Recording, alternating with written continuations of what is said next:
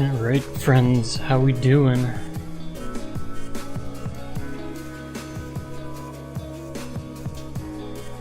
I'm just getting a couple more things set up and then I think we'll be ready to go.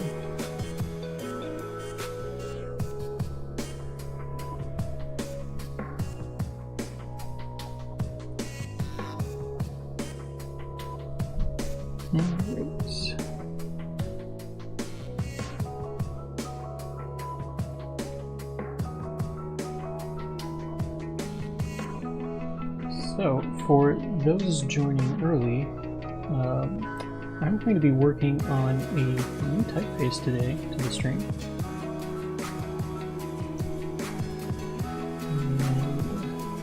I think I'm just about ready to switch over here. There we go. Alright. So, let's get this up onto glyphs here. So yeah, like I said, brand new, and definitely one I have not worked on before. I think I may have teased this on Instagram a little bit. I'm not quite sure. But yeah, it's another text sans, or a text serif, I should say. Definitely not a sans. And I think I've been working on this now for approximately, about a month, roughly. And so far it's been progressing along fairly well. One thing I won't have up on screen just because it's a lot to look at. I actually have been getting some typeface coaching done on this. And so there may be a little bit of work today on some of the notes that I received from that. But if not, maybe we'll tackle a few new letters today. And of course, as I'm going along on this, of course, if you have any input, thoughts, you're seeing stuff, I always like getting input from chat, so feel free to jump in with anything. I guess kind of my rule of thumb is that I don't always take the advice necessarily right away, but at the very least, yeah, it's always good food for thought. That's the fun part with type design, is trying to figure out what's right and what's wrong with stuff. So there's actually two weights with this. There's a regular weight and a heavy weight.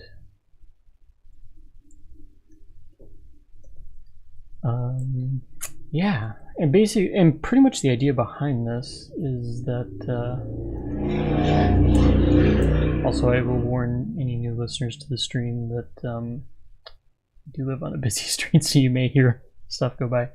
But basically, the idea is that I am drawing a heavyweight and a lightweight, and then interpolating everything in between. So there's actually a light, regular, medium, bold, and extra bold. I am going to be drawing the light and extra bold weights, and then we'll interpolate the stuff in between. So I've honestly never drawn a typeface this way. I've typically started out with a regular and then extended that into a light and an extra bold. I've not done it this way before, and I've noticed there's a lot of benefits to doing it this way, namely that I can actually just adjust my regular weight to something that I like, and it's as simple as just punching in some numbers on a keyboard, which is kind of a new experience, but it's one that's been working out pretty well. The downside, though, is if I do have changes I want to make on a regular weight, I'm basically adjusting two extremes and then hoping that it ultimately ends up catching up and working the way I want. So yeah, we'll see how it goes. I don't know if I'll draw a typeface like this again, but this has been on my mind since I finished Type West to attempt to draw a typeface this way. So I guess we'll find out if it works or not. But yeah, I'm just kind of jumping back and forth here a little bit. And a lot of the notes I have, if anybody was curious, maybe you weren't, but it's just a lot of little things, so it's kind of why I don't mind jumping around here and just kind of tackling some of this stuff. But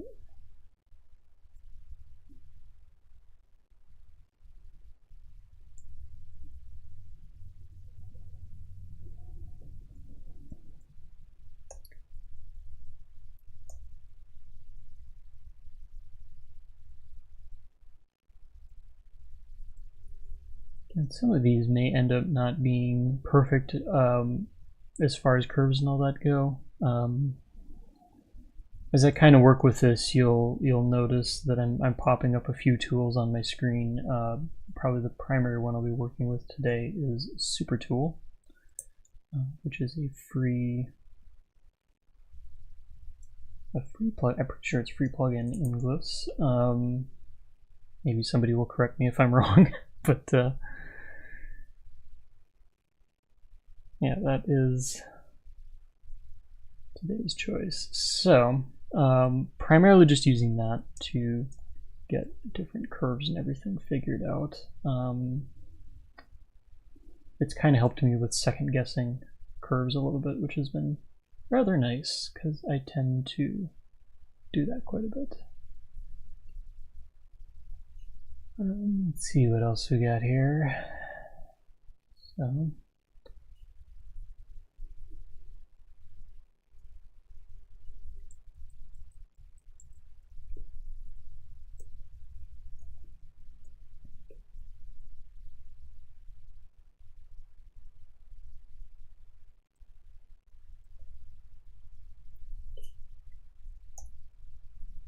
I've kind of been excited about this typeface for a while.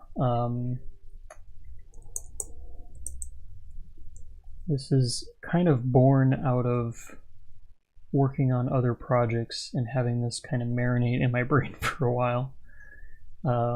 This serif, it's going to be an expansion typeface. You might pick that up from the O if you're familiar with the concept. And basically, if you're not familiar with the concept, we've got, if you kind of drew an imaginary line through the thin parts of the O, go straight up and down.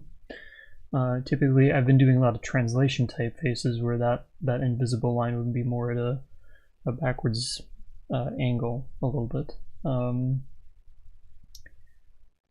There's pros and cons to both, but my primary motivation for this one is, honestly, it just felt like it would be easier to draw. But that's pretty much it.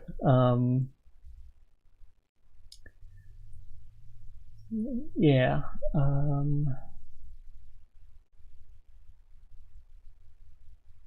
And this is kind of one of those things where there are parts of this alphabet that I've been really happy with. There are parts of this alphabet that I have not been super happy with. So I've been going back and forth a lot, trying to determine how some of these letters are going to go. If you were looking a little bit earlier when I had the whole alphabet up on stream, you may have picked up that it isn't too far along yet as far as the actual alphabet goes, but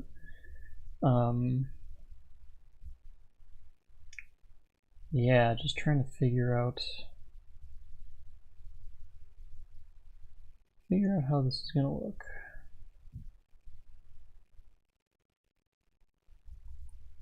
The thing I want to do is actually make this spine a little more horizontal. Kind of at odds on how I want to do that.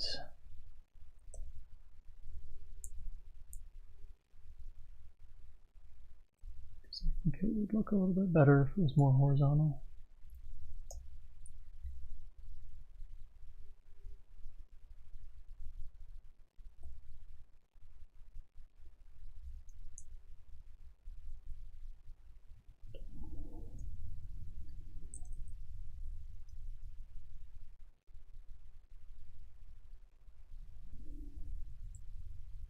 The thing I will say I do like about Super Tools how quickly I can change the curvature on some of these. Or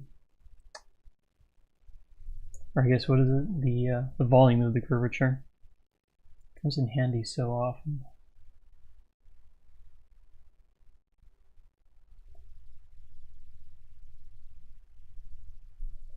Mm-hmm.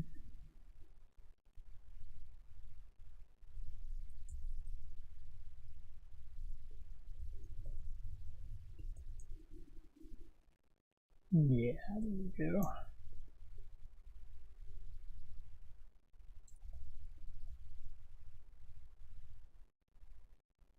And makes that look a little bit more confident, I think.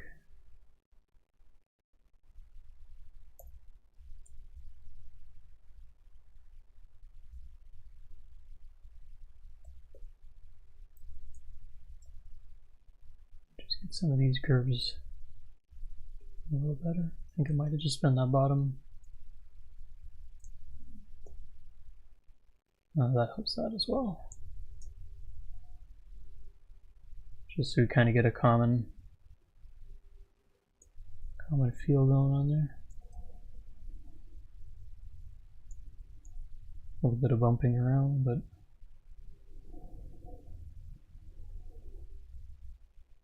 that starts to look a little bit better.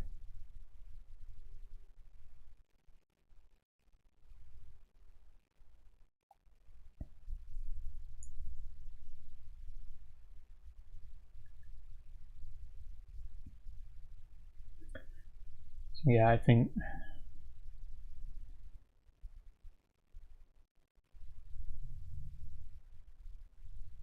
what are we at? Maybe like a 30-degree slope.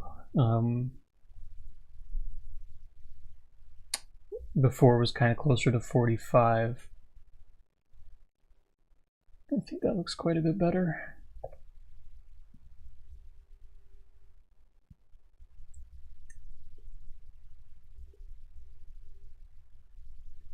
See if we can kind of go back and do the same on the uppercase.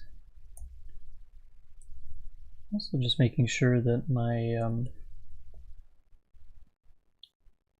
my space here, there's a little bit less on top than on the bottom.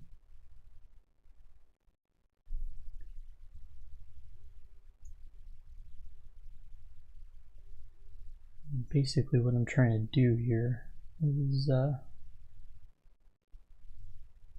may not be exact, but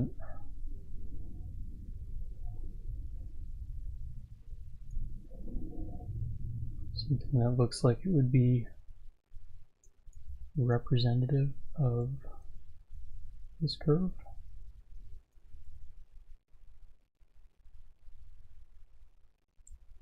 That looks pretty good.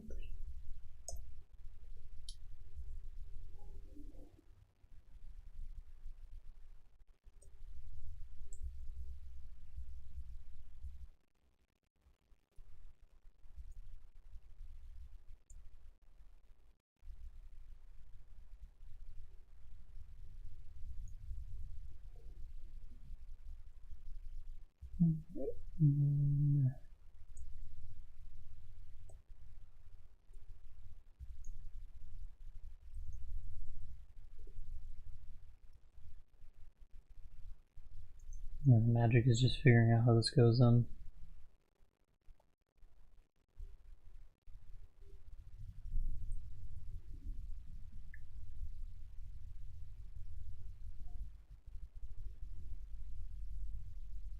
Kind of curious. 280, 297. That's probably why that looks a little off.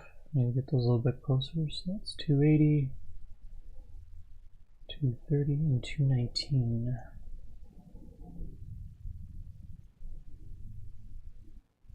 Maybe just go for 20 instead, 220.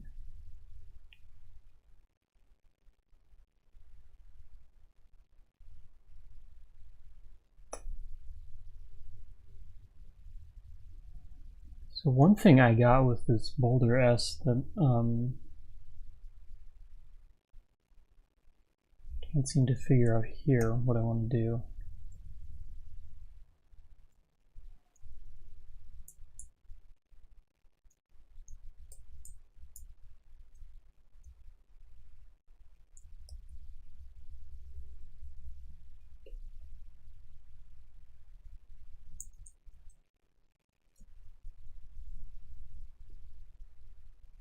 We get these lined up a little bit more.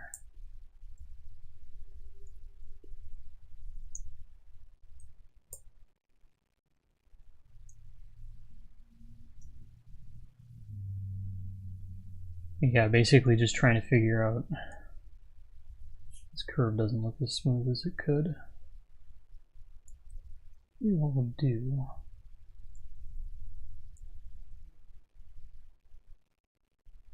just throw a circle in the background here and see if we can't maybe make this a little better.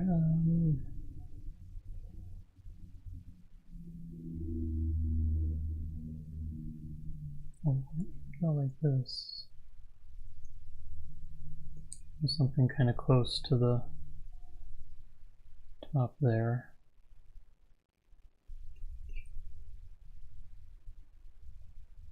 And I don't even know how much you're going to see this on stream, but basically there's a line that I'm kind of chasing here. Maybe something like that looks a little bit better.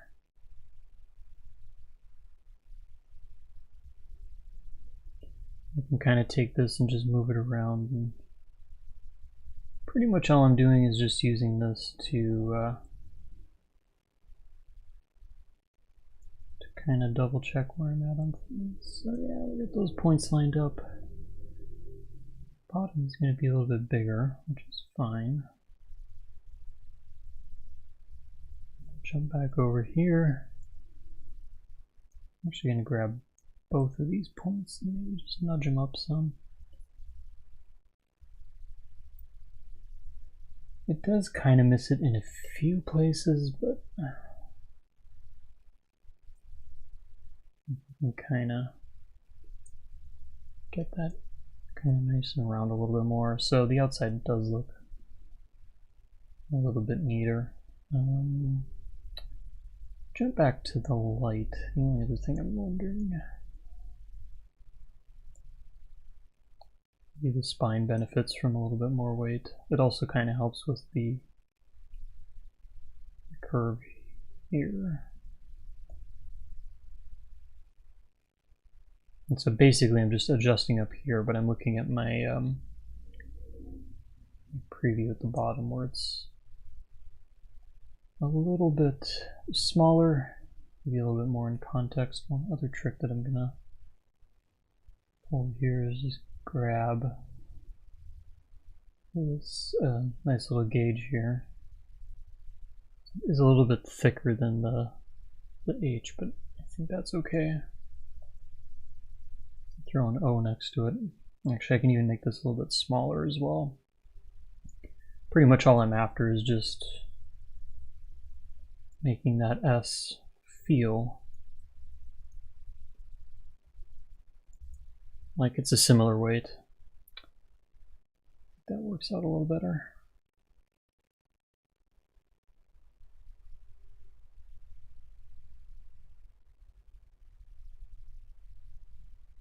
My other note too was that I was taking out some weight in the spine, but I think kind of doing all this, I probably should have checked what it was before I started.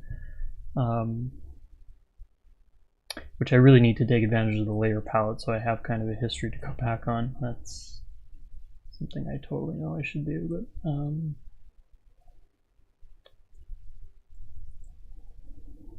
yeah, I think that works out a bit better.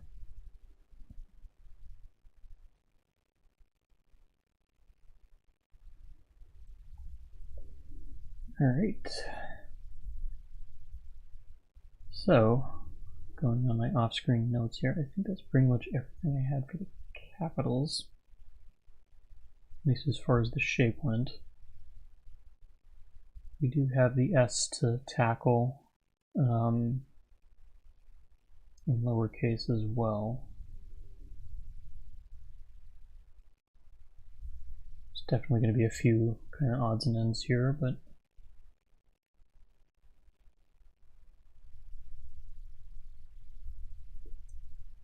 the other thing that I was kind of looking at,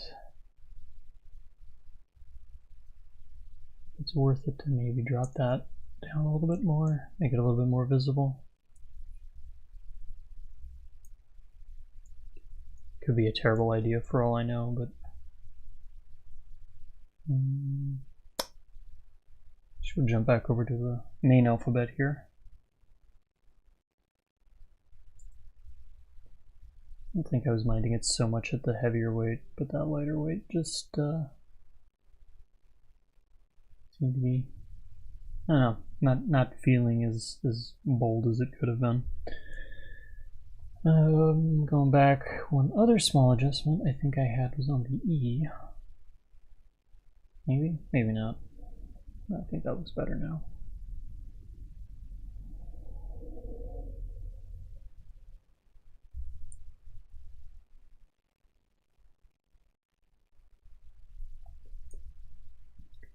But one thing I'm thinking, since I was moving that down some, it doesn't hurt to kick this out some.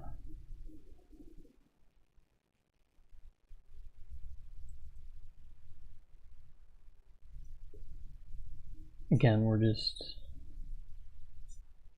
giving it some extra heft there, which I think it needs, but I guess we'll find out. Again, with everything going on in the heavier weights, I don't think it's such a big deal.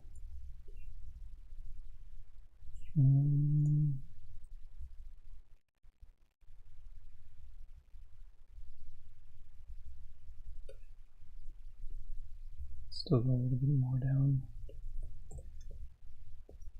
And get these sorted out.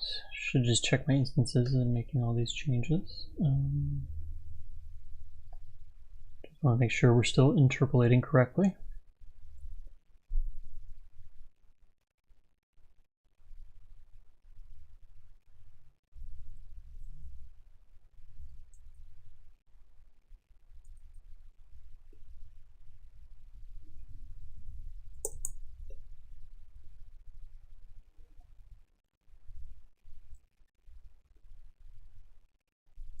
Yeah, I think even adding some extra weight there might help as well.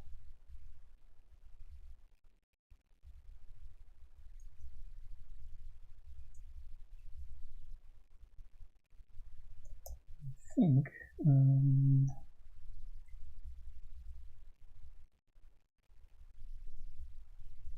this didn't seem too bad, but we'll get this kind of cleaned up.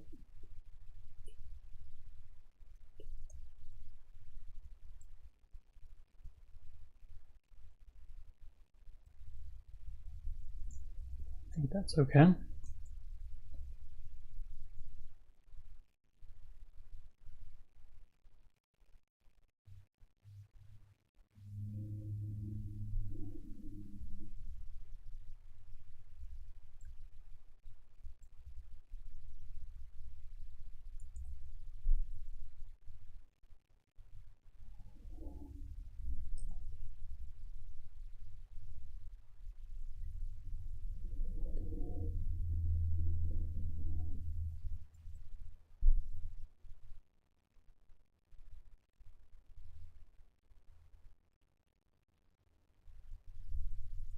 Yeah, like now that feels. Let's see here. Hey Chris, thanks. Good to see you here.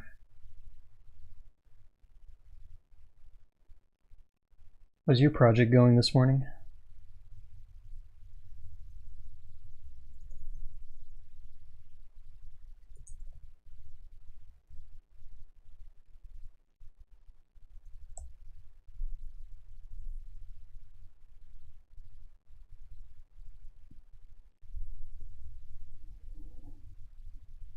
Let's see.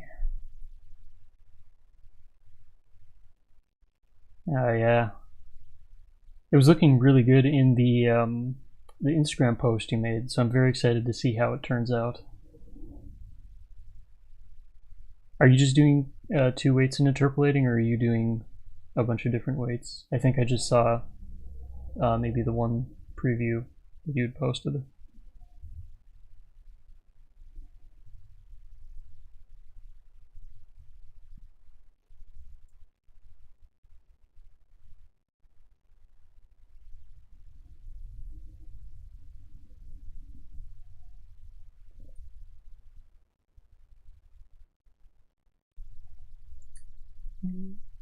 Here, I'm going to jump back to these.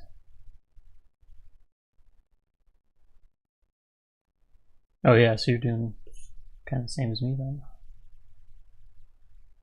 So I have to ask, I had mentioned, and you might not have been around earlier, that this is the first time where I've interpolated between 2 extremes where I'm just drawing light and heavy, or extra heavy. But I'm curious, is that usually how you design, or is that kind of a first time for you too?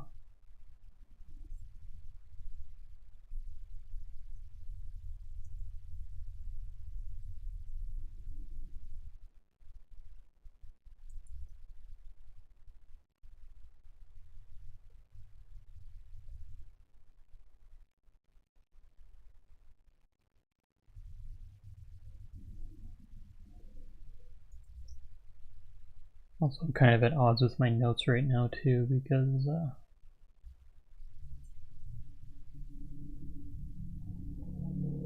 I keep wondering if some of this is the right thing to do, but maybe it is.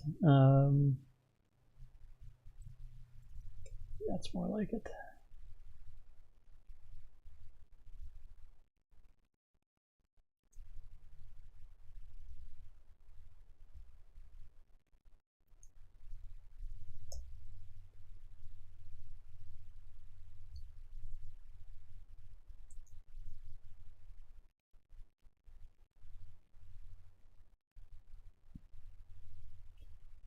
Yeah, I'm finding my interpolations do get a little bit wonky. I mean, I see the benefit to it because I'm obviously able to kind of hone in on the regular weight, which I feel I always struggle with. So I see kind of a benefit to that. But yeah, sometimes like I might see something that looks goofy in one of my middle weights, but then trying to figure out which extreme I need to be editing, and it's not always obvious. So then I'm kind of going back and forth between 2 extremes, trying to play guess where my error is, or guess where it is the thing that I want to adjust. So it feels like it's kind of breaking my brain a little bit. I have heard too that some people they'll do the interpolation up to a point and then just turn whatever ends up being their regular weight into a master so they can make some of those adjustments. I don't know if that's the way to go or not, or maybe that's a plan you have. I don't know if that's what you were thinking, but I'm debating it. I'm still not there if I'm actually going to do that or not.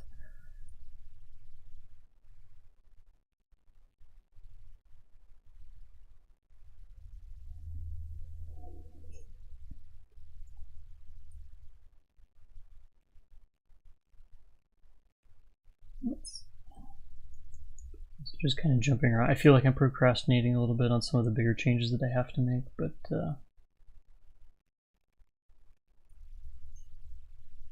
or if I'm just going in and making some of these small adjustments in the meantime. Let's see.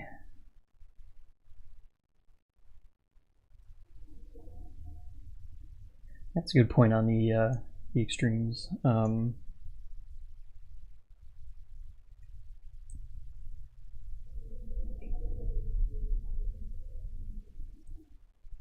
It is kind of nice when things are a little bit more obvious, especially for me, since I'm not always seeing what's obvious right away.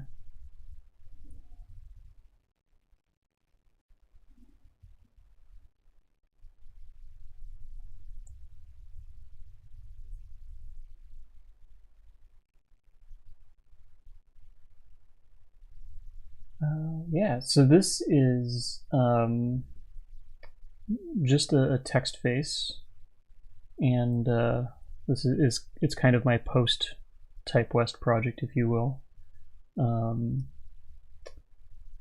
So I think I don't know how you were when you went through the program, but I know there was probably a lot of people like, oh my gosh, are you going to sell your project that you finished? And my choice or my answer to that was no. I didn't have a desire to sell Hathaway, but I definitely wanted to start getting into some retail stuff. So I guess you could probably call this my first foray into what would eventually be a retail typeface. We'll see where it kind of goes, I guess, but that's the idea with this anyway.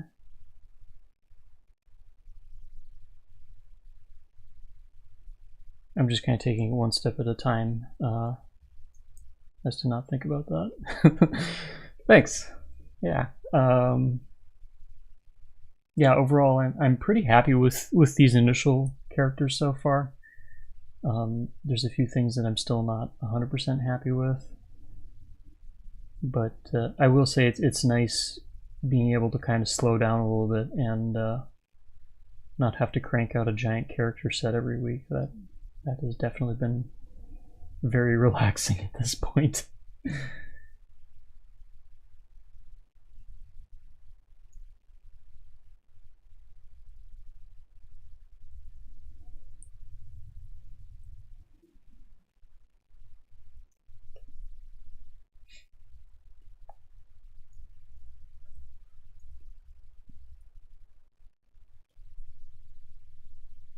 Yeah, it's I appreciate the pace that the class has, especially when you have so much that you have to fit in a short amount of time. It's just been, yeah, a lot more relaxing and yeah, less stressful too. I also feel like I can kind of sit with some decisions and kind of let them marinate a little bit rather than rushing on to the next thing, which I think has been the problem for a lot of the class typefaces that I had, where I think foundationally it was a great idea, and then in practice it ended up being absolutely terrible because I was just trying to get letters done so I could get a critique the following week. Even being able to step back and use some of the features in glyphs like corner components, which at least in class was one of those deals where I would start using them and then we'd get through maybe the first couple weeks or whatever, and then I was kind of throwing it out the door, just because I needed to get something done.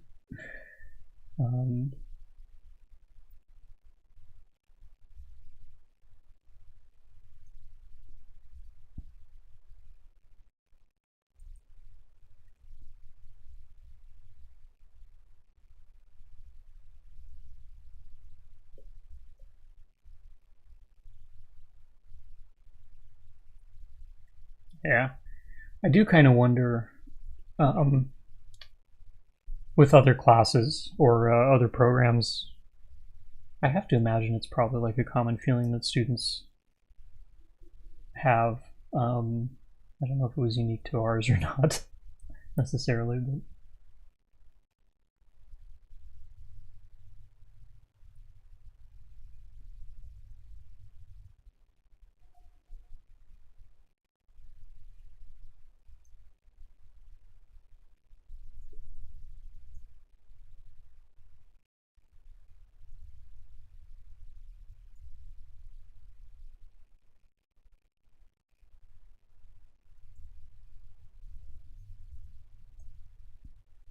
I guess I haven't looked at this in a few days too, so I'm starting to see things I didn't see even a couple days ago.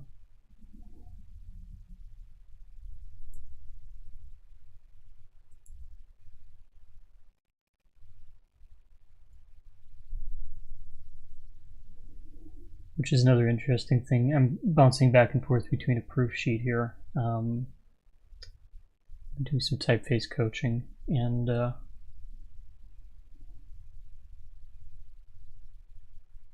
yeah, it's kind of funny how much stuff I just mowed over. Just maybe trying to get this out the door for some of my typeface critiques, even though there was no push to have very many characters done.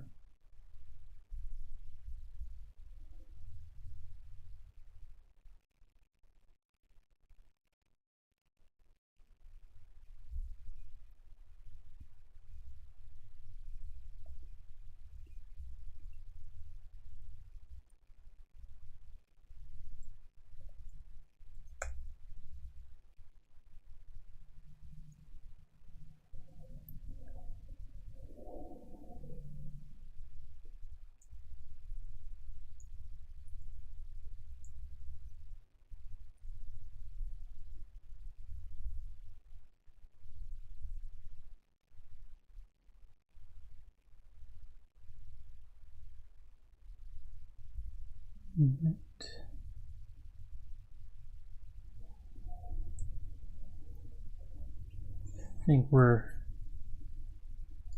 getting a bit closer to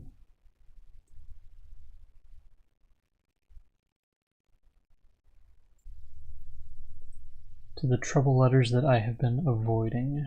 I think those two are a little bit more even. Yeah, that's better.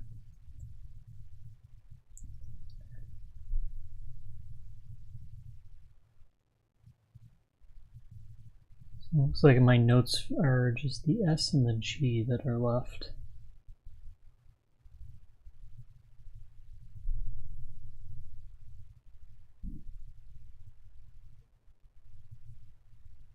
So one thing.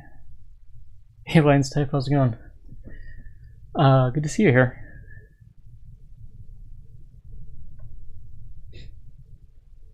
You working on anything fun today, or you're just hanging out?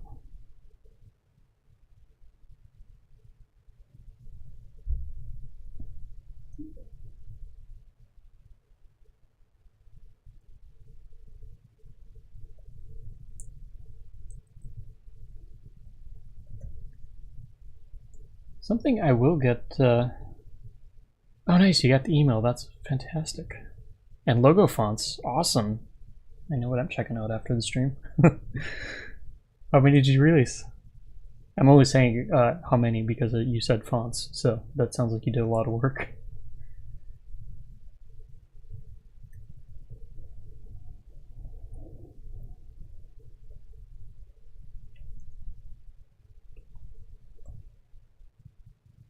Kind of bringing my cap S2 there. Perfect. See what I'll do here.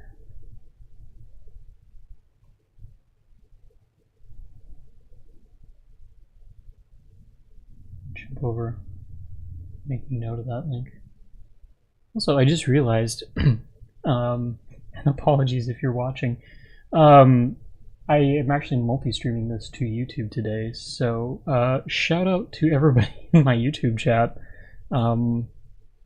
I apologize, for some reason I thought I had a multi thing up on my screen here. Apparently I just clicked on the Twitch feed instead of YouTube. So hello Antonio, good to see you again, and hello to Purnima as well. Apologies that I missed you both, at least seeing that you're both in the chat. Great to see you here, and great to know that we've got some people on YouTube as well. Purnima is asking which software is better for creating my own typeface.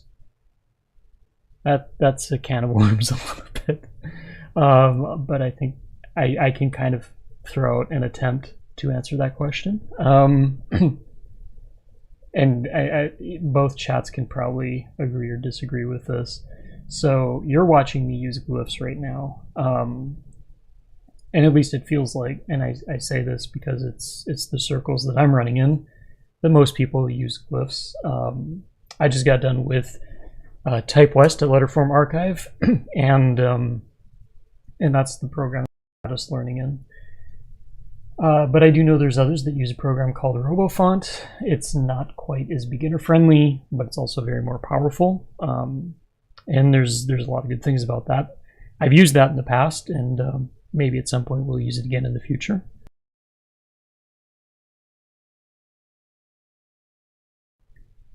As far as other ones, there is FontLab. If you're on Windows, unfortunately, that is your only choice to use is FontLab, because RoboFont and glyphs are Mac-only apps. But that one's pretty decent as well, and I think at some point I may revisit that one again. I should add too, I've got some playlists on YouTube where I actually use these programs as well. They are a little bit older videos now, so you know, interfaces and that kind of thing may have changed a little bit, but I think it still kind of gets the point across pretty well. There is FontForge. It is a free program, which is a benefit over the other ones I just mentioned. But of course, with the free program, it's maybe a little bit more finicky. You may find it similar to RoboFont, is probably the one that I would compare the interface loosely to. And it's pretty good. It gets the job done, and I've enjoyed using it. There is also, if you want something a little bit more on the easier side, maybe Adobe Illustrator is kind of your jam, there is FontSelf, which is a wonderful app that you can use to literally draw fonts and make fonts in Illustrator, and it's basically just a plugin. If you're just kind of getting into fonts, you got a little bit of money to spend. I think it's around $50 US. It can be fun just to play around with, or if you want to get an idea out there quickly, it's a great solution for that.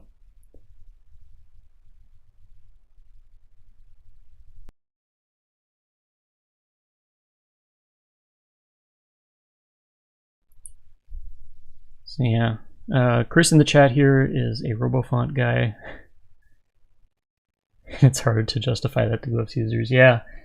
But you know, the funny part is I've seen, I think, a few of your screenshots working, or maybe it was Instagram stories working in RoboFont, and every time I see it, it's like, man, I should go back and try it again. I think I also need to renew my license, which at the moment is kind of my barrier to RoboFont. But yeah, there's pros to it. I mean, the big thing that I love in RoboFont that glyphs does not have is when you're pulling in a reference image behind your glyphs, and RoboFont just does it better. 110%. That's not even up for debate. So that's one big thing that I miss with that. Yeah, no, let's see. Lines type, so you are on FontLab. Sometimes glyphs, because you're able to access Mac. Yeah. I mean, at the end of the day, they all work great. I'm not going to sit and trash one or the other, having used all of them.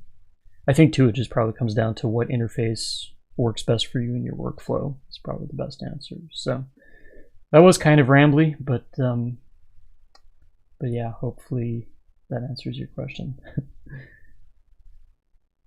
Italy in the YouTube chat. Hey, how's it going? Good to see you here.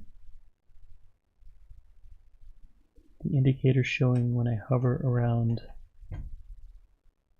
the glyph in glyphs. Are you talking like the bounding box? I think that might just be a setting.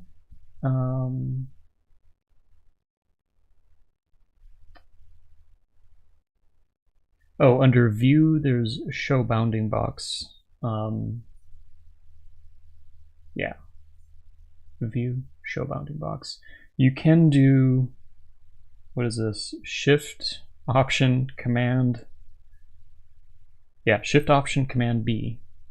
It's a heck of a screen, or a keyboard shortcut, but if you can remember that, that's a quick way to do it.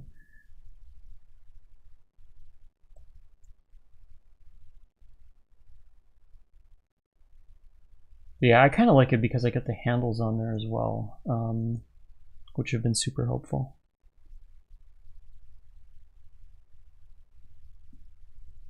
Let's see. Notice this was a thing on one of my other, or on my heavier weight, but it looks like these are a little bit better. One thing for a little bit of audience participation, because I could use that right now.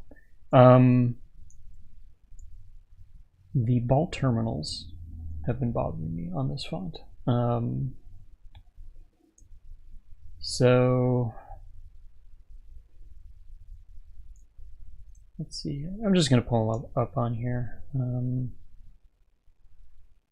Is that one that I've used? I think so. Yeah. See, well, that's enough that anybody could probably make a or at least give me an opinion on this. So I've been pretty happy with obviously how the uppercase has been going as far as the appropriate serifs on these. But the ball terminals on the lowercase have just been bothering me. I'll pull up the heavyweight on the bottom here so we can see that. They seem to work a little bit better on the heavyweight, but I'm not feeling them on the lightweight. I'm kind of curious what everyone else is thinking on that. Since I have an audience, I can kind of get that opinion. But yeah, as I drag away from where I was at, try and pull this back up. What was that? There we go. So yeah, open to thoughts and critiques on that. You should make my I glyph decomposed. Yeah, so one of the classes we had at Type West was actually with Rainer from the man, the myth, the legend himself. And when we were talking about this, he actually directed us to do components like this instead of decomposed. So basically the way you would make this up is it's the dotless I, so you get the benefit of kind of an extra glyph out of it, especially if you're doing language support. But then the dot, when you don't decompose it, you can also reuse it if you're going to do like the dot on an I, for example. Or I know there are some letters in other languages that also utilize that as well.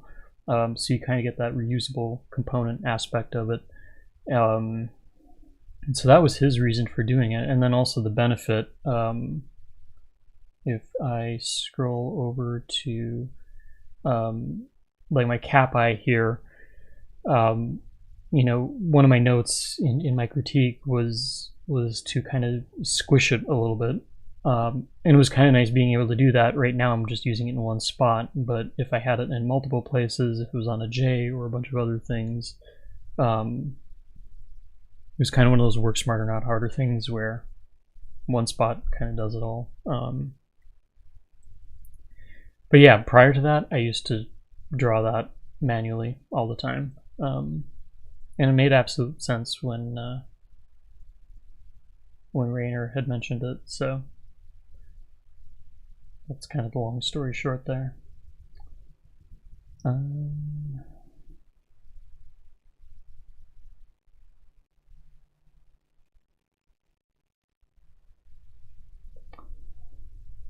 So anyway, back to ball terminal stuff.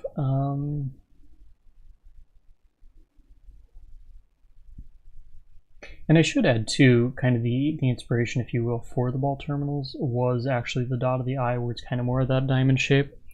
Because I do kind of like, rather than just having it straight up pointed corners or whatever, that it kind of had that softness to it, almost like a little bit of a calligraphic pen. But I'm just not sure that it's working here the way I want.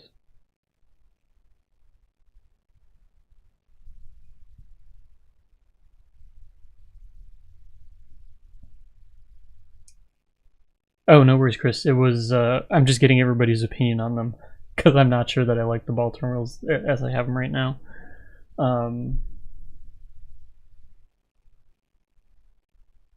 I think the best way I can put this, which is there's like no design terminology behind this. It's kind of lacking, I think, the confidence, for lack of better words.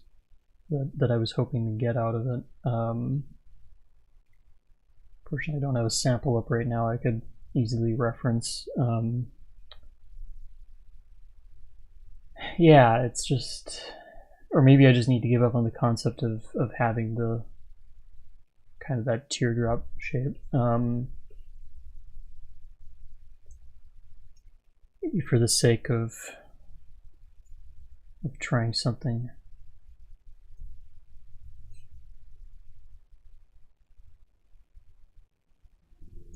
Maybe I'll try something different here.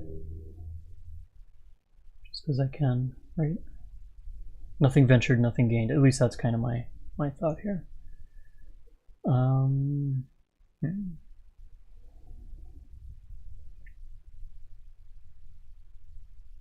So that just kind of seems rather flat. Seems like more of a rounded curve. Part of me's wondering.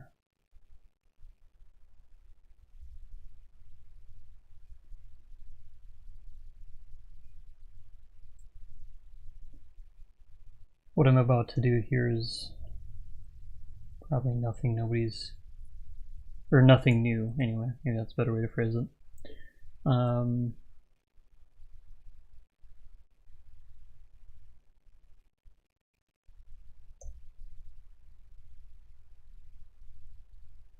I just kind of had the idea pop in my head. And this was kind of one of the more, or I shouldn't say more, one of the original ideas I had in the back of my head. And then I was like, oh, this is a fantastic idea. I will do this other method. Let's see here. I think I'd probably want to straighten this out a little. Also helps to use the right tool to do that. There we go.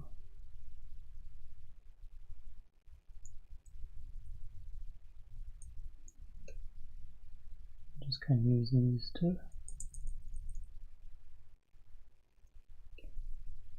yeah, so you kind of see where I'm going with this probably. But then the benefit of this is that I can really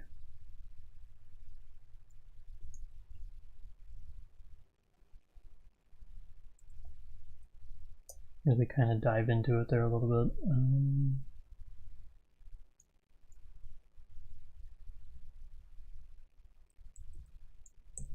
Get that.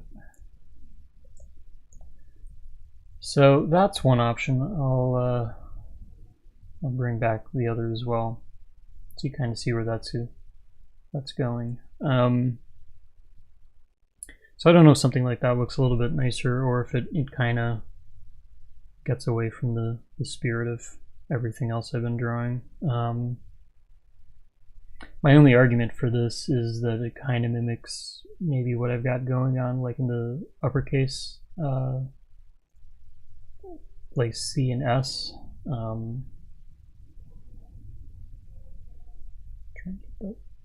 There we go. Kind of moving around a little bit, but yeah, that's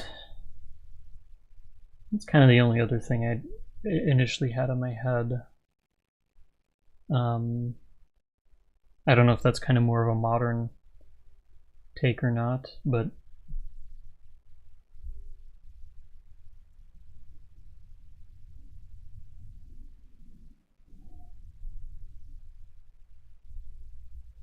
I'll kind of play around with this a little bit more somehow.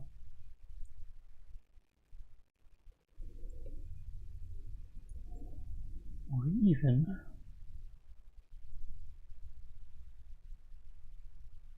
do something like that. So maybe I still kind of bring in some of that curve somehow. This could look like total you know what, but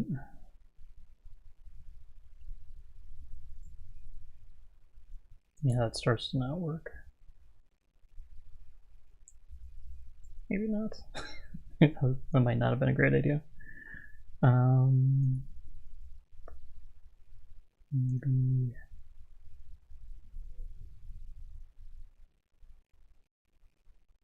That's not it either.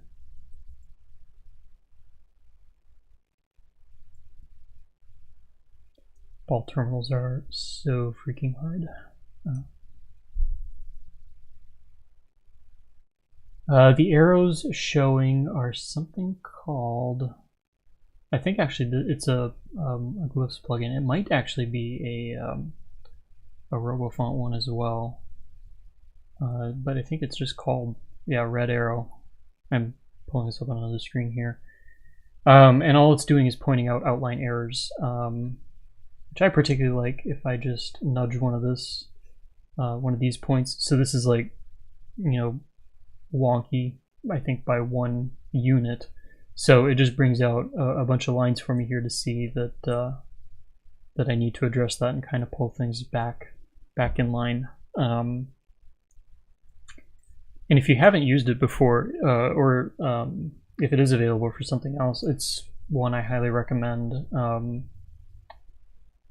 At least speaking for me, it's I kind of get so wrapped up in details or whatever that you know, sometimes I miss you know, a point getting placed weird or something like that. And so yeah, it's just kind of a nice visual reminder, or I guess visual flag, maybe that's a better way to put it.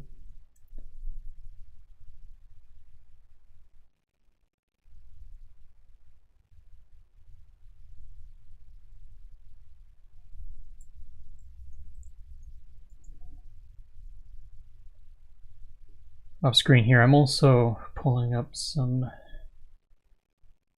other typefaces just to see.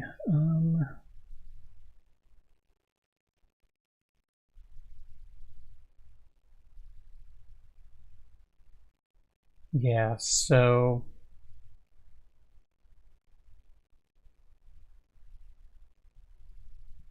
if I look at something like Century Schoolbook, it looks like it leaves the ball terminals off the S.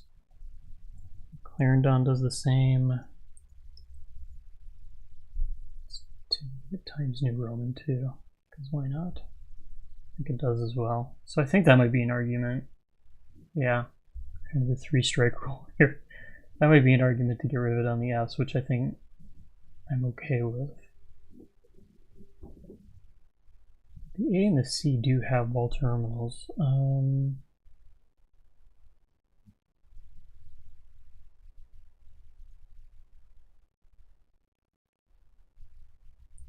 Although,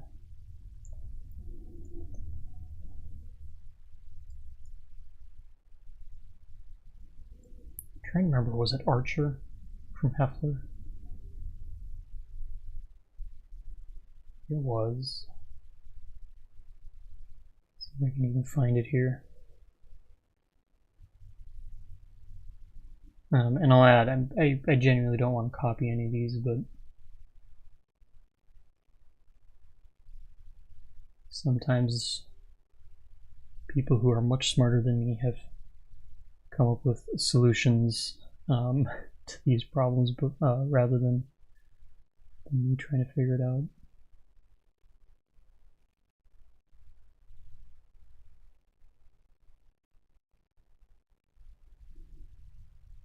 Yeah, so Archer does have the ball terminal on the S.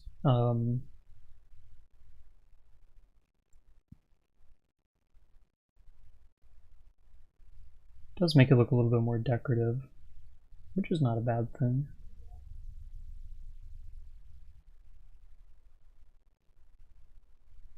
Text sizes, I don't really know that you see it much, but yeah, back to the ball terminal here. I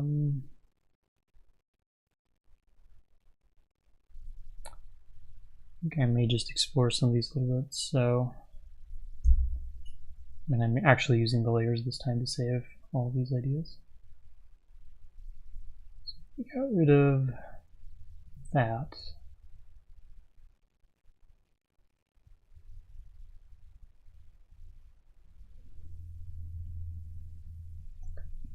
Just going to pull in the dot from the eye as well, since that's something that I had been utilizing.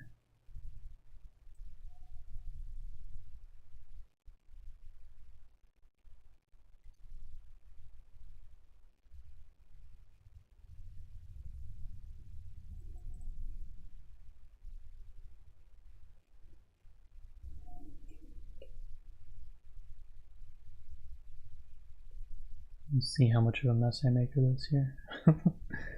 Let's see. So we're gonna get rid of all of these. Yep, go down to there. And now I'm just gonna close it up so something I can kind of work with, and then you just kind of do that to pull it out a little bit.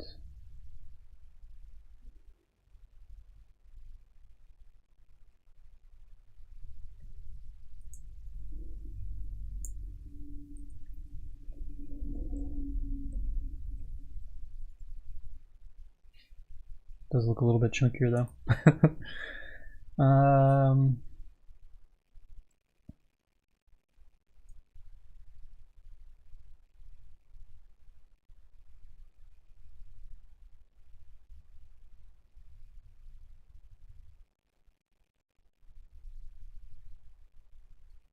But maybe what I could do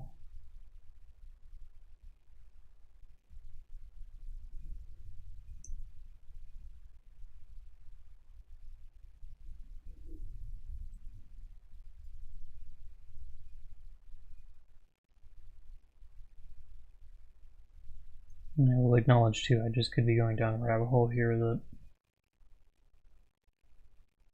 there isn't a great solution on this.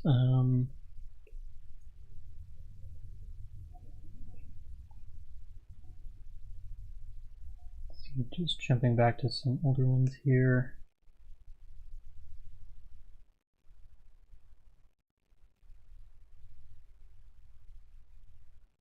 Maybe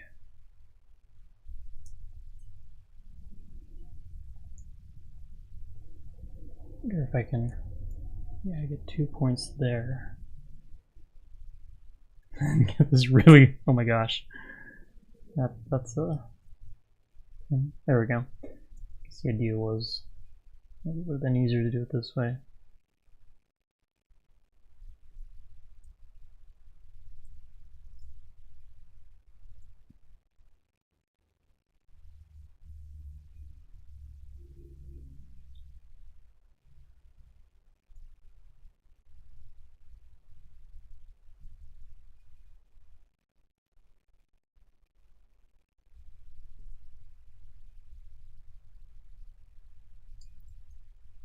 Let's see here, what would happen? Just kind of mash that down a little bit so it's still kind of got like a diamond shape.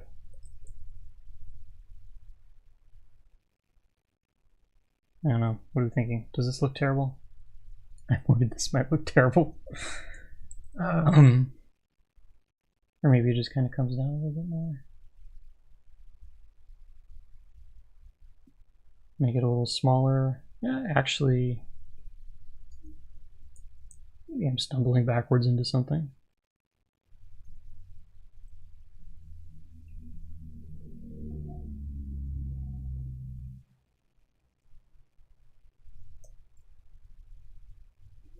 Oops.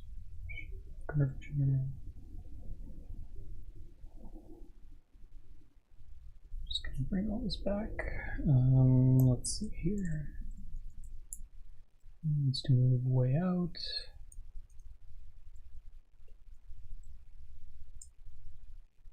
I don't know if I'm opposed to that so much. The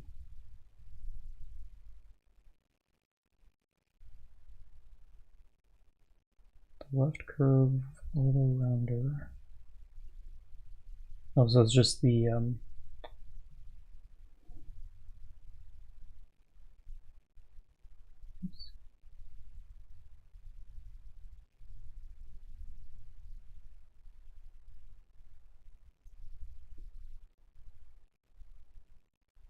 that's straight, that's straight. I don't know why that is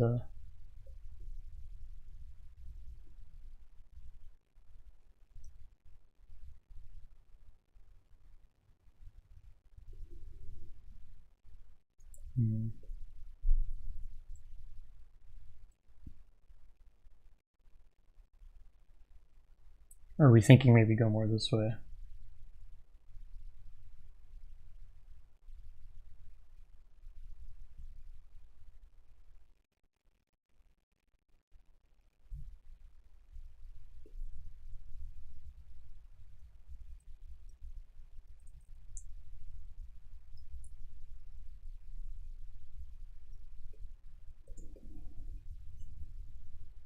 Or maybe I just get rid of that. Well, then we're kind of jumping right back to where I was before, I think. Let's say I made it more like that. Maybe that's...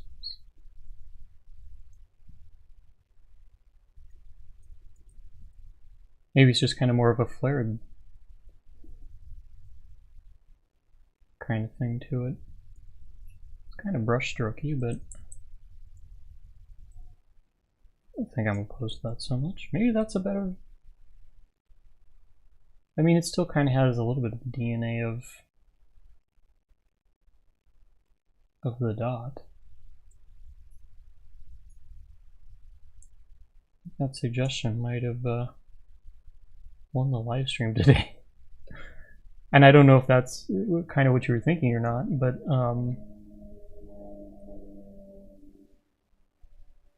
I'm liking that it's working.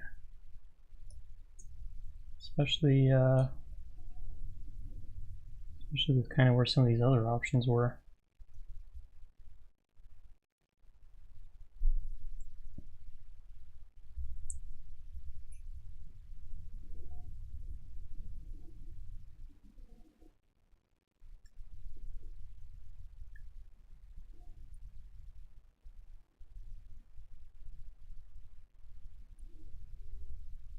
Just check some of these real quick.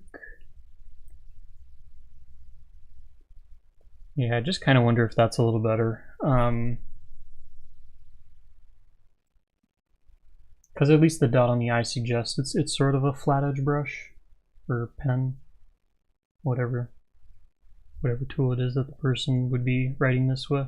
I mean, when you back up, it doesn't matter as much because you do kind of lose the detail, but I'm actually wondering to just really drop that down. Just kind of own the shape of the curve a little bit more. Just take these two and do something like that.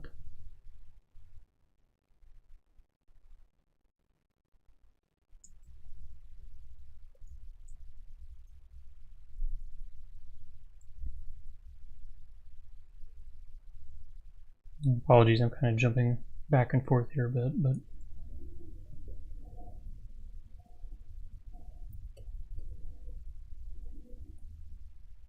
that kind of ends a little bit more vertical.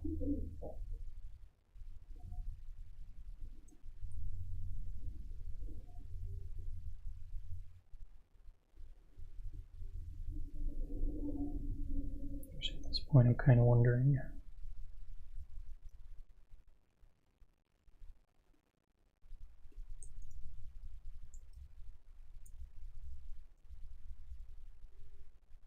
It's probably an easier way to deal with it, but it kind of drops it down a little bit. Kind of gives it that flare out.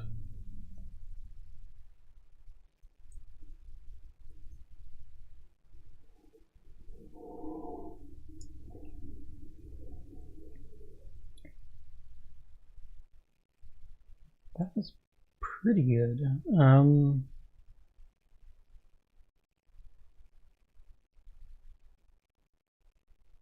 I might be digging that more than my other solutions right now. Leave that up for a second and kind of let chat marinate with that. Let's see here. Also kind of jumping around from chat rooms, which I haven't done in a while.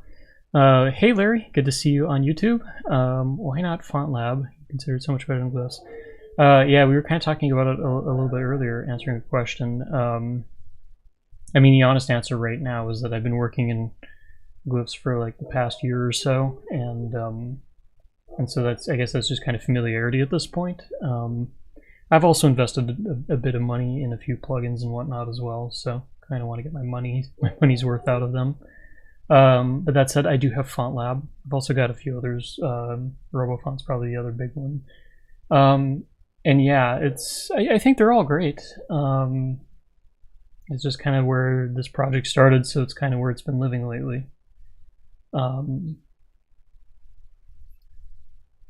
But yeah, it's always kind of fun to hear what other people are working in. I think we've got a few people too from the RoboFont crowd in here as well. So yeah, it's always kind of fun just to see all the different tools that people are using with this.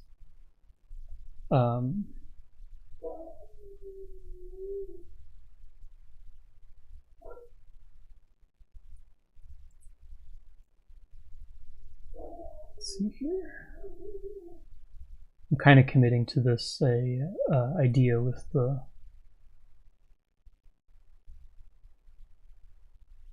kind of that new ball terminal. Already seeing it on the A, this has me more excited than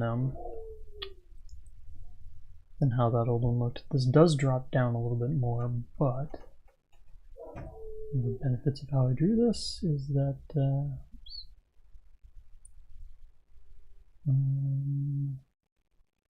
we can move it up. And how do I want to do that? We'll throw that in the background.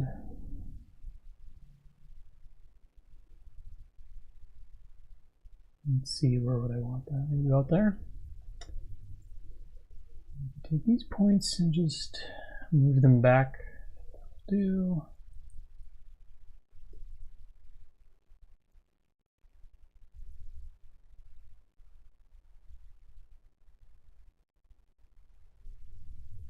Just throw a C next to this real quick. And kind of compare the two shapes.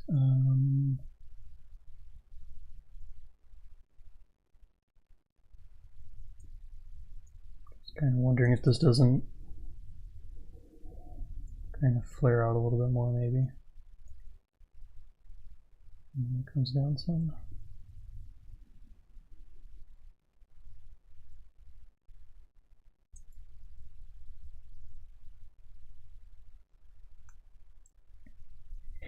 Hey, good to see you. Or sorry, good to see you. Thanks for stopping by, Chris. We can get going in the right direction here.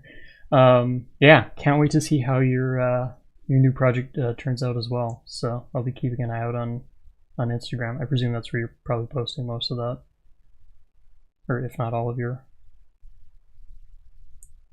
progress so far on that. But yeah.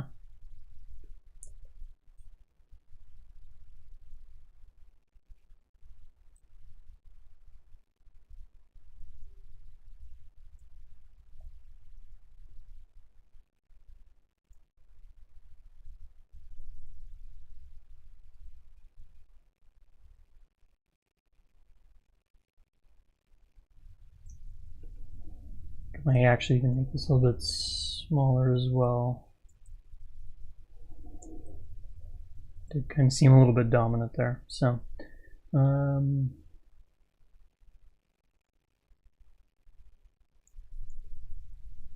maybe something more like that.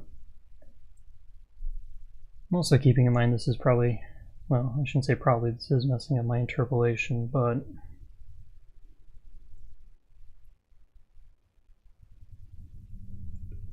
for a good cause. It feels more resolved.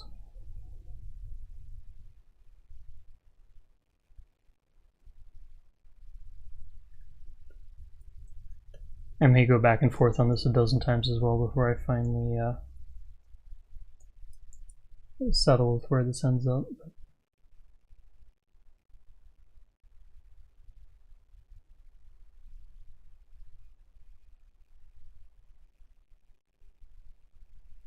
I think at the smaller sizes it seems to, it feels like there's enough there. It makes it work. At least that's what I'm telling myself.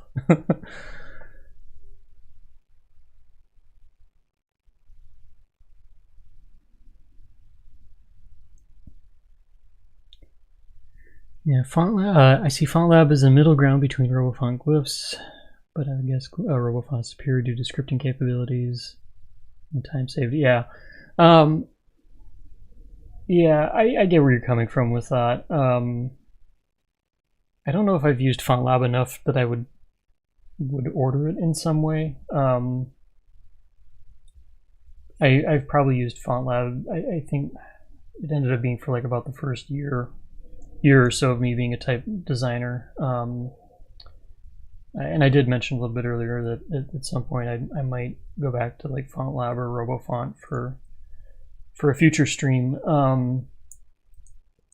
But I guess kind of my thought is it's kind of like the Mac versus PC kind of thing. You know, everybody's got their opinion on that kind of stuff. But I think ultimately for me, it's kind of down to a comfort level, and you know, are you finding the different, you know, things or whatever that you work with in these programs? You know, it's probably just down to that user interface answer. But yeah, I mean, I've done a typeface to completion with all of them. I think because I'm bouncing back and forth, there's probably more of a you know, kind of a learning curve at the start of any project that I do with them.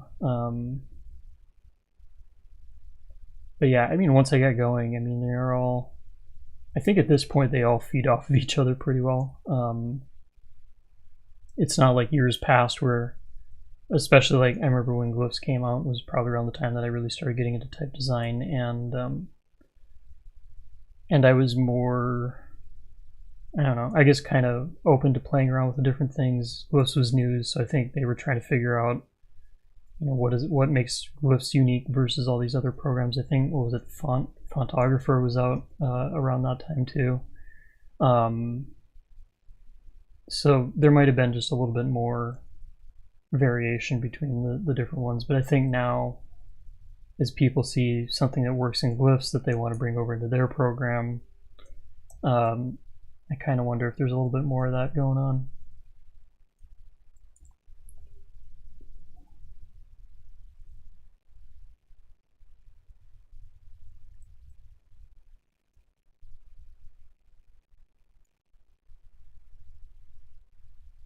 Yeah, so now I'd say they probably feel pretty similar, but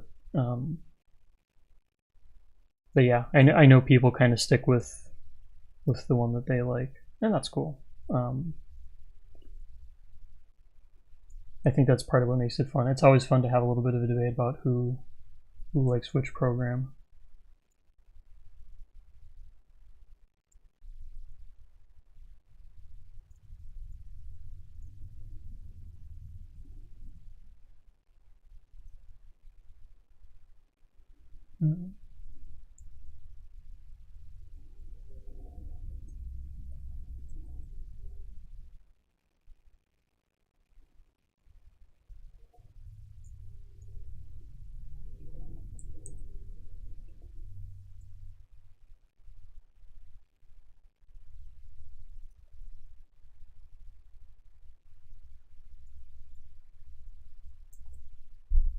We need some more strings here with more letters. Let's see here.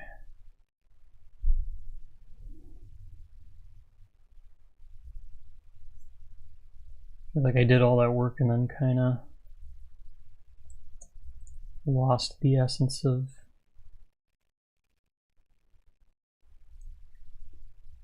this nice kind of drop off where it just makes a major.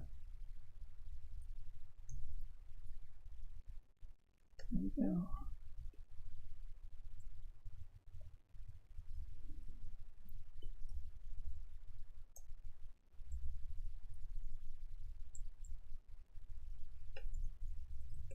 Get those lined up.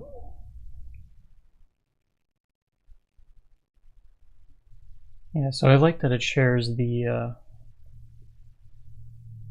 where it's almost kind of like a sharper angle or sharper corner there.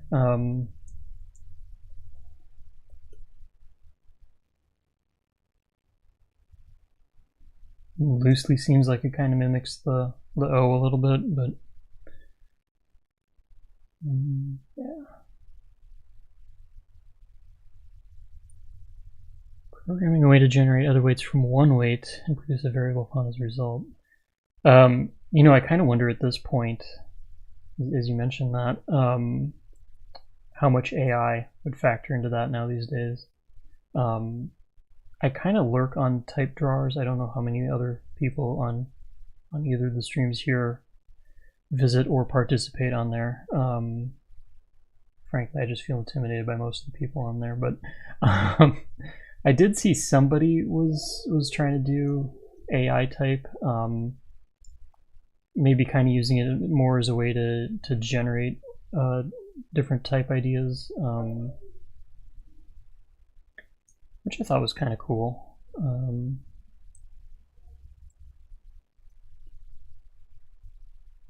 But yeah, maybe there's something to that. You can kind of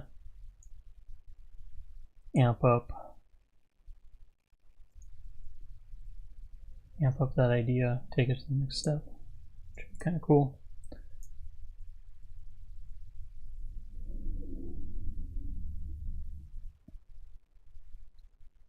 I kind of go back and forth a little bit because it's like part of me wants AI just to extract the different ideas out of my head, but at the same time, the background. At the same time, I don't want AI taking over my job either, so it's a double-edged sword.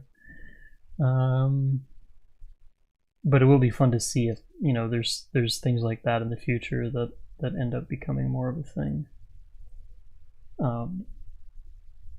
Or maybe it kind of helps us iterate things a little bit quicker.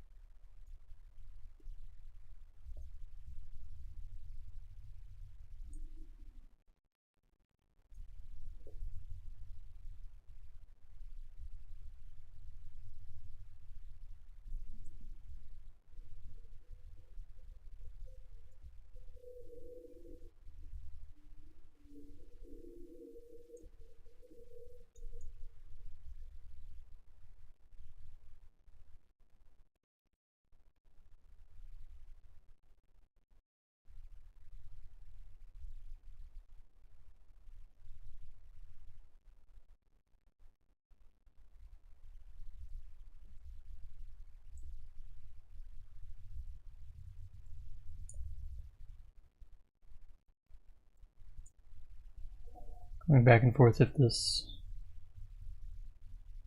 feels like it's leaning, because it kind of feels like it is.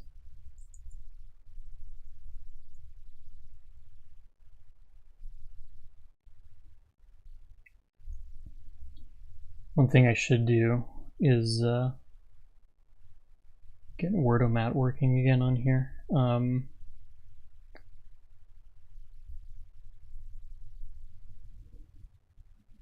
That would be super helpful right now.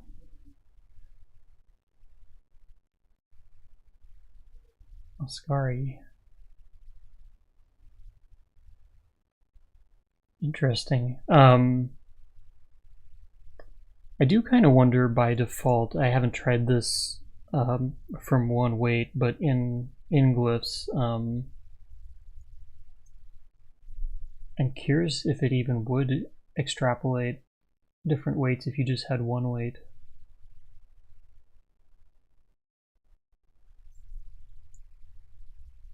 That would be interesting to know.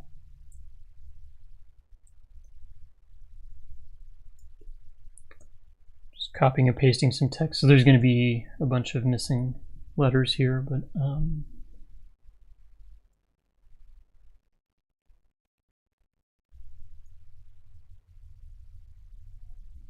at least this kind of helps me sort out where I'm at.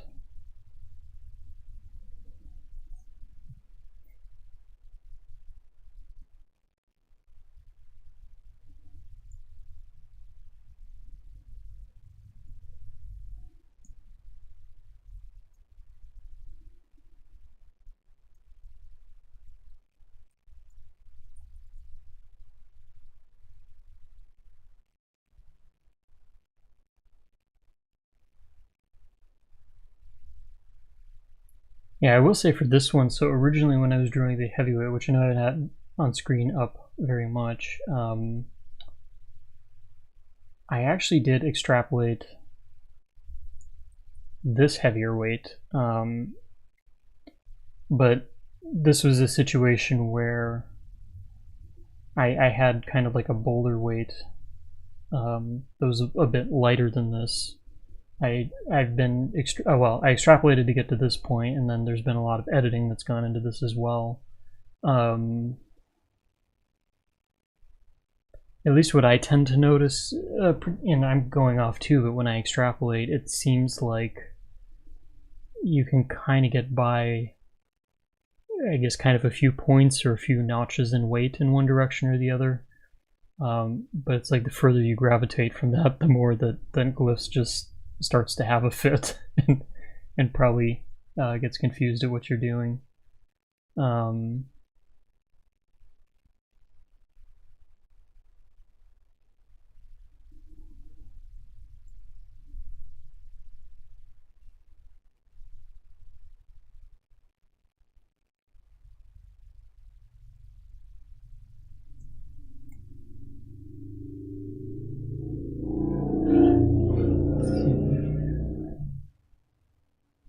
Did I? Just going back and seeing what I've been fixing as well here. I think I updated this one a little bit as well. There we go. Get those looking the same.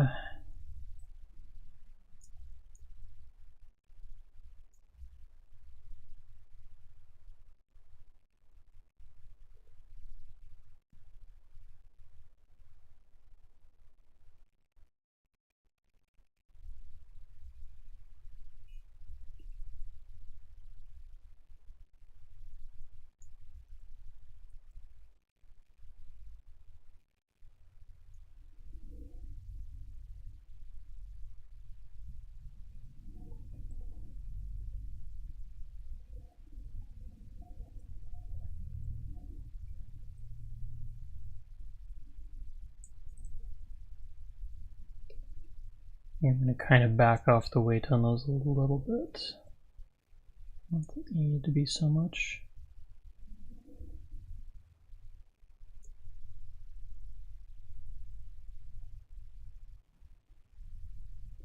Kind of wonder too.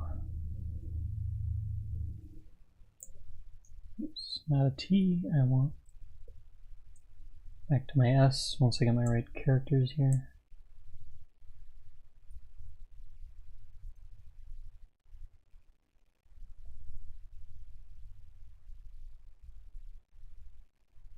Let's do T 194.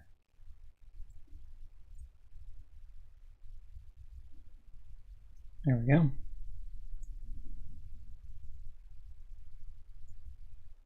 Yeah, that feels too horizontal.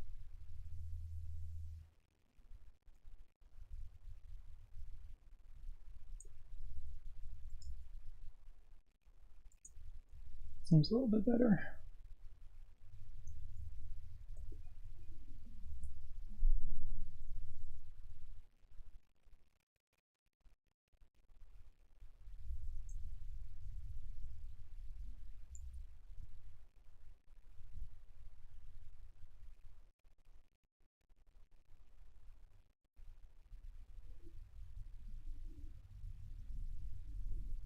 It seems like that's more resolved, or at least it looks.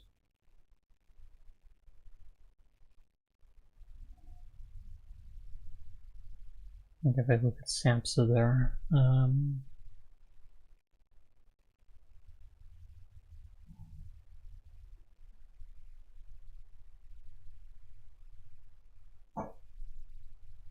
yeah, I kind of like how that's going a little bit more. One other I'm gonna do. I don't have any. So let's throw some S's in here.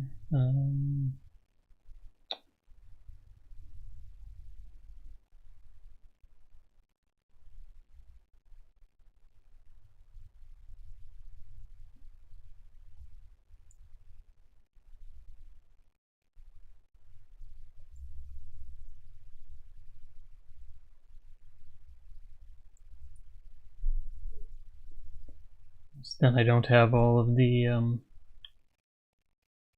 letters, the invisible letters. This should have everything that I've done so far.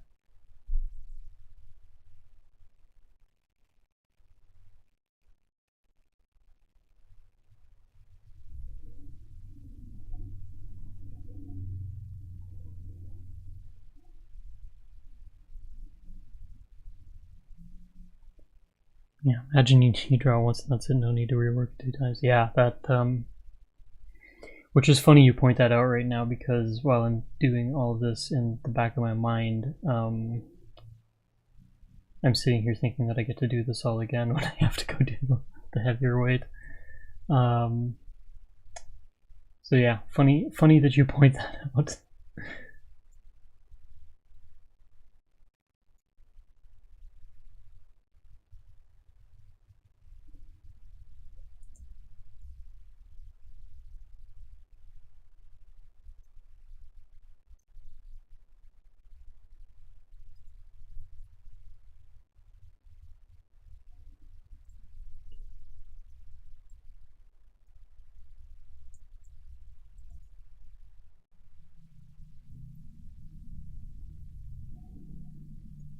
See if that kind of calms that S down a little bit.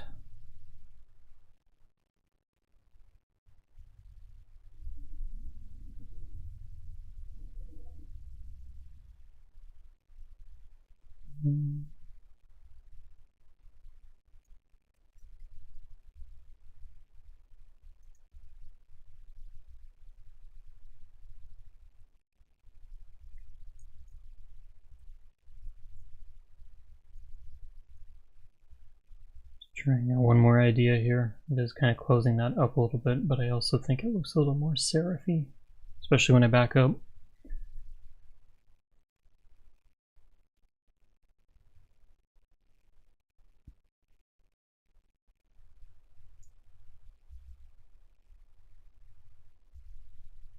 Also wondering,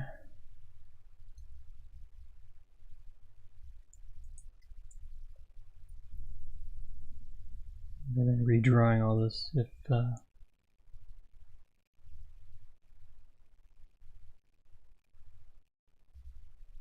maybe not that much.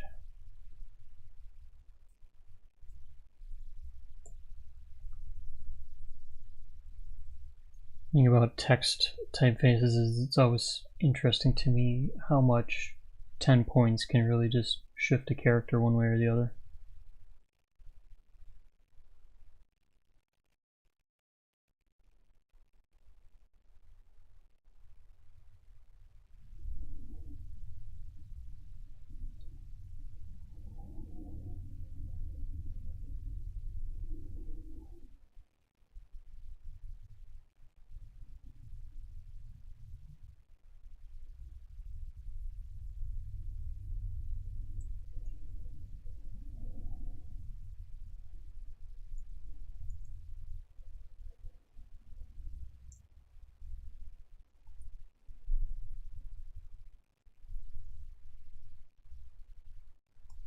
Go back. It's just 5 points, but it makes me feel better about myself. Yeah.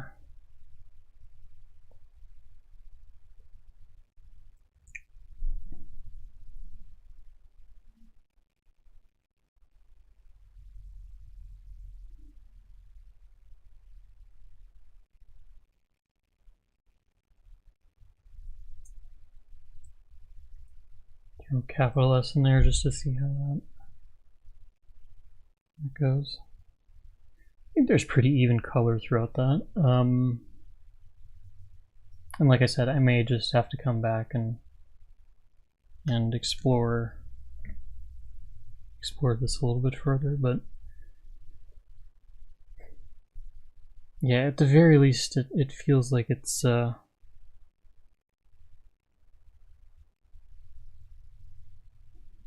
getting a bit more resolved, I guess, or I guess more confident, as I was mentioning a little bit earlier.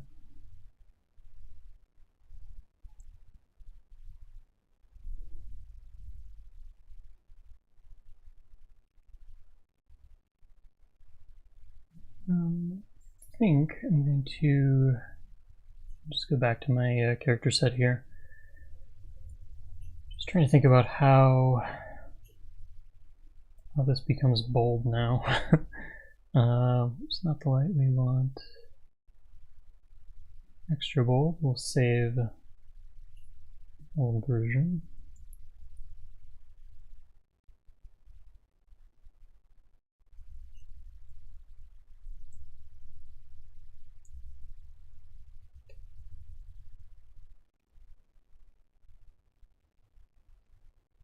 Let's see, so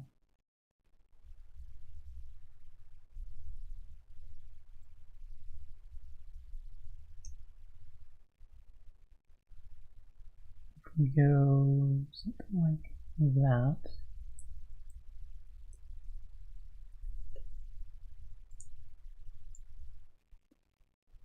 I'm mostly doing it this way because I'm doing extra bold preview there. I'm thinking and hoping this is the easier way to do this versus just doing an offset.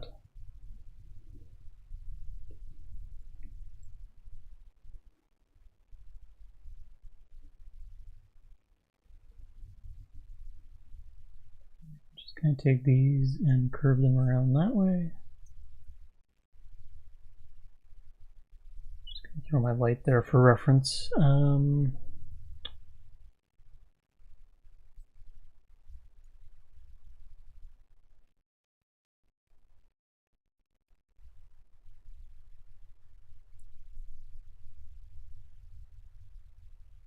Really want to give it an underbite. I think something like that works pretty well. I may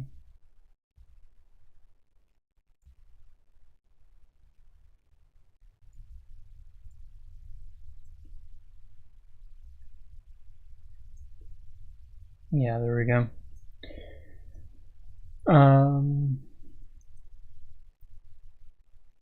I think kind of the plan here is just working on getting this close enough, and then I'm just acknowledging that I'm going to come back and adjust this as we go. The fresh pair of eyes, that kind of thing. We'll just make sure that this one, yep, appears to be interpolating correctly. You can kind of use this to apply it to the rest here.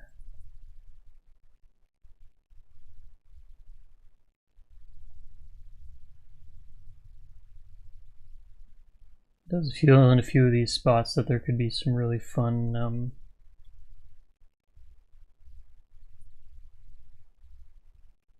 display options out of this. Not that you'd want it crashing down so much like that, but I don't know, it kind of looks fun to me. Let's see.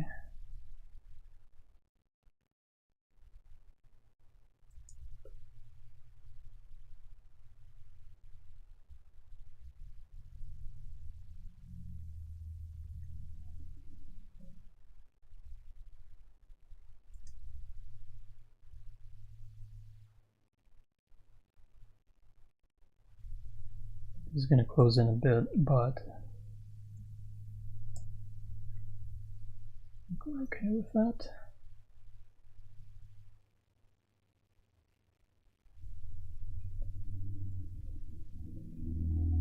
Curves look acceptable for now, so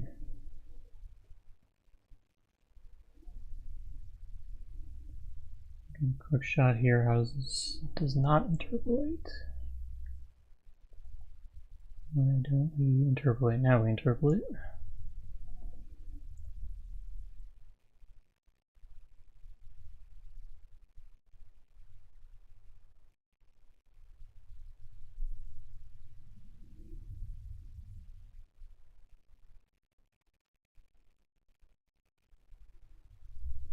Seems like that works. Then the one letter, I was very curious to see how this would would work out, I think.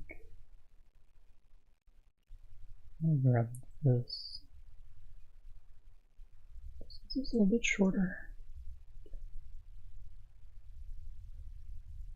Just grab the pieces that we want here.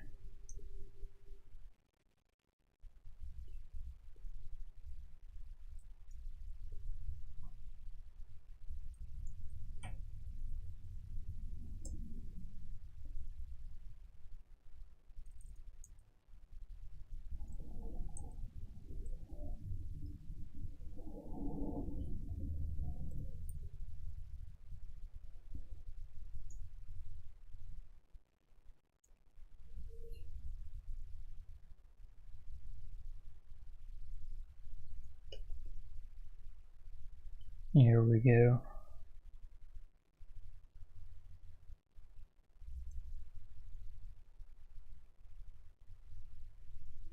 And just flip this around and let's see what we've got here.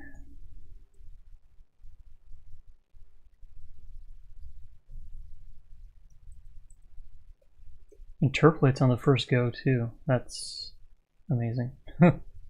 Didn't expect that to work the first time. I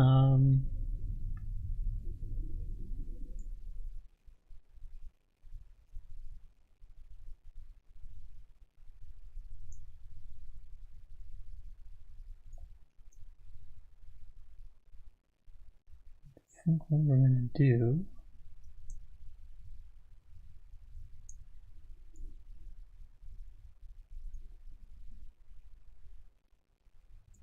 kind of get that a little bit more that way.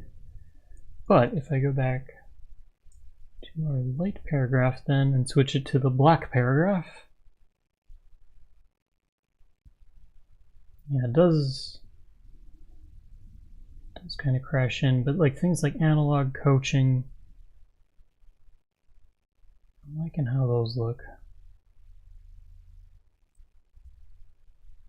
It's a bit more resolved.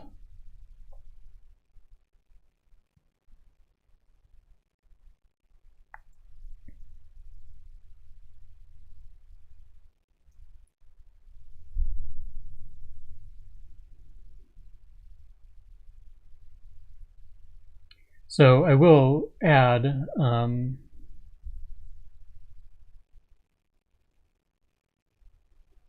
completely avoiding the G. We're just going to be honest about that.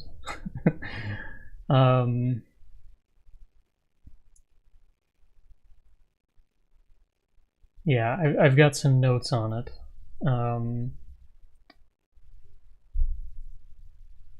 But it's also just been bugging the you-know-what out of me as well, so...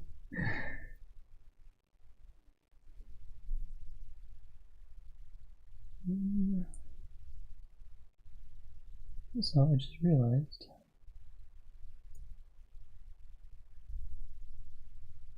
Did we lose the music?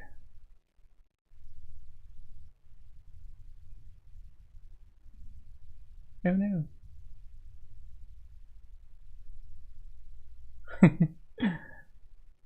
I thought I had that going.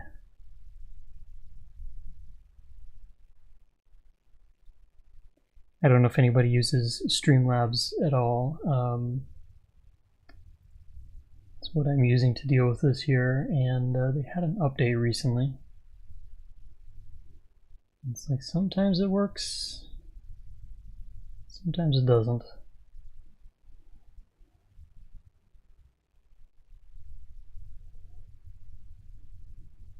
I may have to work that out for the next stream.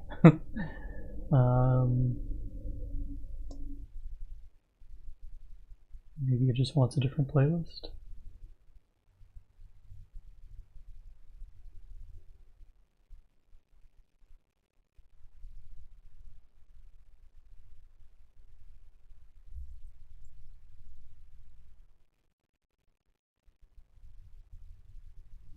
Yeah, not sure why that's not working.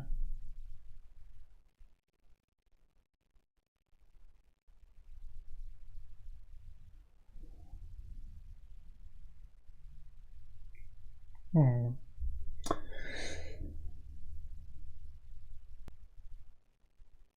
Well, maybe next stream I will I'll learn something more about that.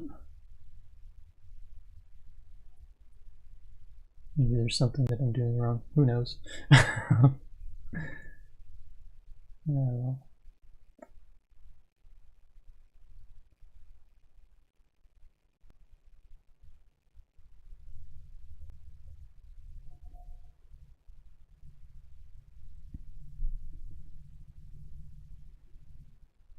But all that said,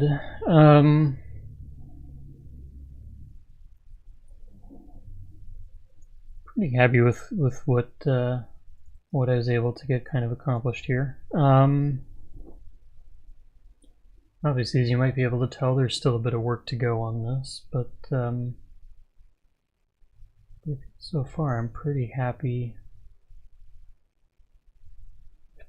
with where this is kind of headed and turning out. I'm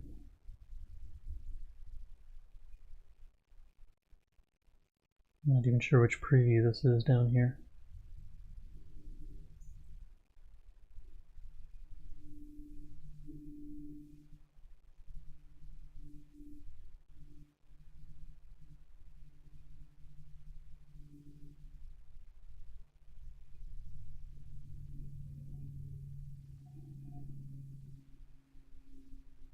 Yeah, who knows? This is probably at the point where even Glyphs has maybe had enough of the stream for the day.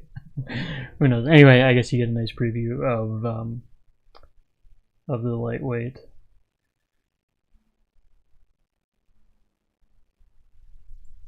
And yeah, I probably could keep going and picking at this.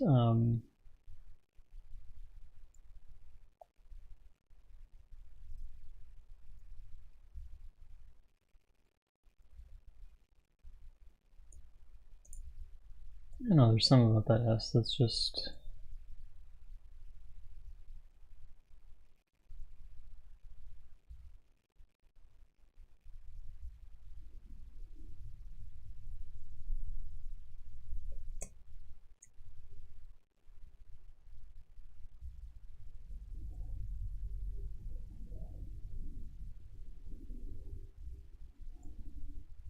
So you're kind of getting some of these. Let's see, I'll do that.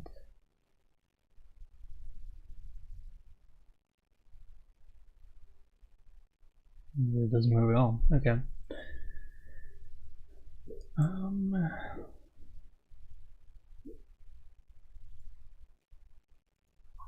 I'm sure I will be poking at that more as we go here, but all that's to say, I'm kind of dancing around wrapping this stream up. So for everybody who's joined, or if you were watching on a replay, as always, thanks so much for watching. It's fun being able to interact with people while I draw type as well. I've been doing a lot of work just on my own minus a stream, and there's certainly points where it's like, oh, I could be talking about this, and then you know, I get a confused look maybe from my dog or something like that as to why I'm talking to myself, but I suppose to a dog this is also confusing because I'm just talking to a microphone that she doesn't realize what that is. But anyway, all that's to say, and I'm definitely, as always, planning on more of these as we go here. If you are new here, make sure you hit the subscribe or follow buttons. Whichever platform you're on. And I'm thinking too, kind of in the future as well. I know I've done a few of the live type cookers and whatnot, so we'll definitely be bringing some more of those back. We've been kind of doing that on a Saturday morning Pacific Coast US time. And I can certainly move that around too as we kind of get an idea of when people want to show up for that. But those are typically a blast, and I do have a few other fun things that I have not announced yet that I plan on putting on the streams. So all that's to say, you want to make sure that you're subscribed so you don't miss any of that. But yeah, we're going to hit the end screen there. And thanks for watching. I'll catch you next time.